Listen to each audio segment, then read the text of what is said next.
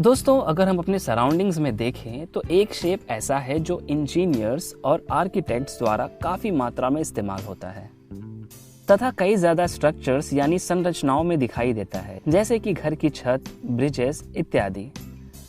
और उस शेप को हम त्रिभुज यानी ट्रायंगल कहते हैं।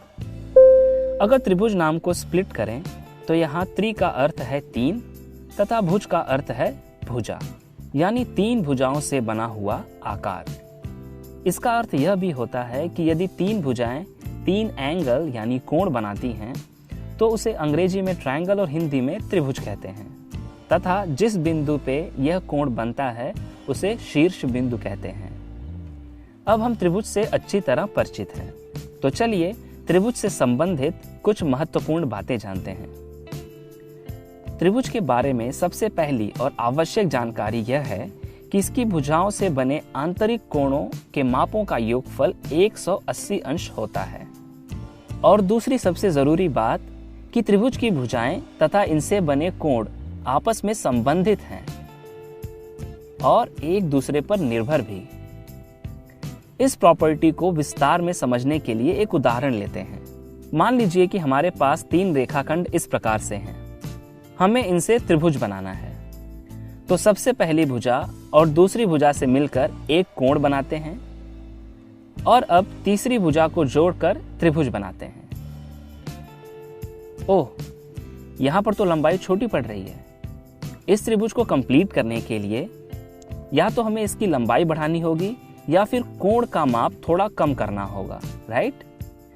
तो इससे हमने यह सीखा कि किसी भी तीन रेखाखंड से त्रिभुज नहीं बनाए जा सकते हैं।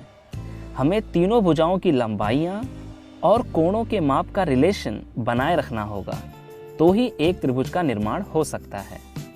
अब अलग अलग एग्जाम्पल लेकर देखते हैं कि वह रिलेशन या गुणधर्म क्या है। हम तीन समान रेखाखंड लेते हैं और इनसे एक त्रिभुज बनाते हैं।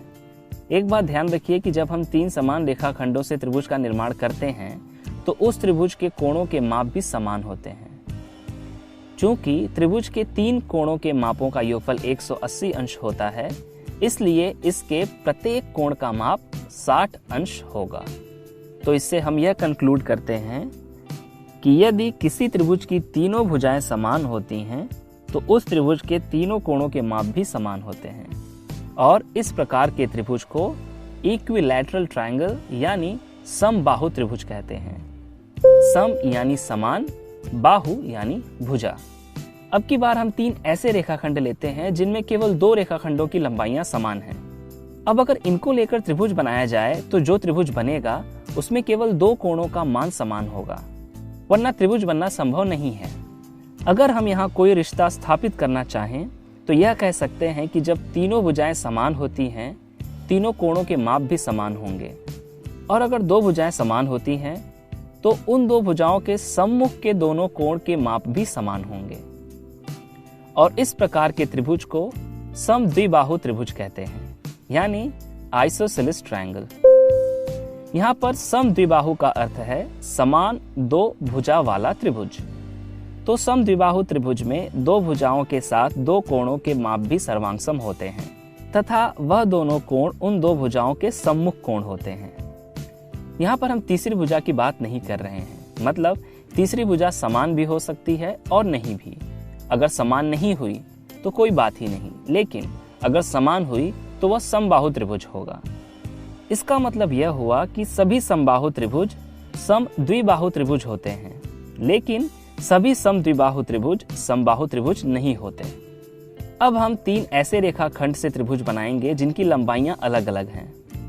इस केस में तीनों कोणों के माप भी अलग अलग होंगे और इस प्रकार के त्रिभुज को स्केलीन ट्रायंगल यानी विषम बाहु त्रिभुज कहते हैं, जहां विषम का अर्थ है असमान।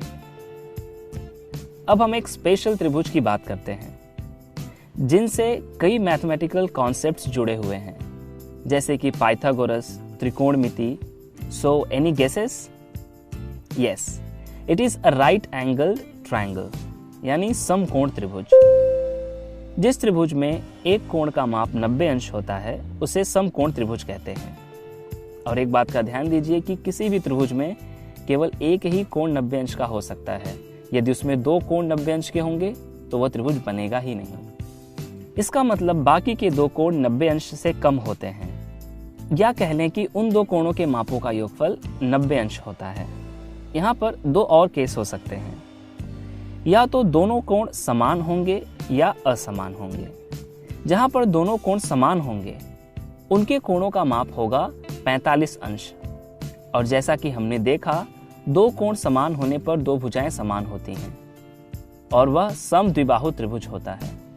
इसका मतलब यह त्रिभुज समद्विबाहु तथा समकोण दोनों त्रिभुज के गुणधर्मों का पालन कर रहा है, इसलिए इस प्रकार के त्रिभुज को समद्विबाहु समकोण त्रिभुज कहते हैं। दूसरे केस में अगर बचे हुए दोनों कोणों का माप असमान है तो इस प्रकार के त्रिभुज के तीनों कोण असमान होंगे और तीनों भुजाएं भी।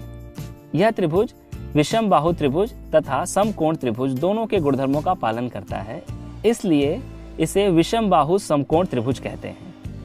तो दोस्तों, इस सेशन में हमने त्रिभुज तथा उसके प्रकारों के बारे में पढ़ा। इस वीडियो का अंग्रेजी रूपांतरण देखने के लिए डिस्क्रिप्शन में दिए गए लिंक पर क्लिक करें। वीडियो अच्छा लगा हो तो लाइक, शेयर और सब्सक्राइब करें। अगला अपडेट पाने के लिए बेल आइकन दबाना ना भूलें। तो मिलते हैं अगले सेशन में, तब तक के लिए कीप वॉचिंग, कीप लर्निंग।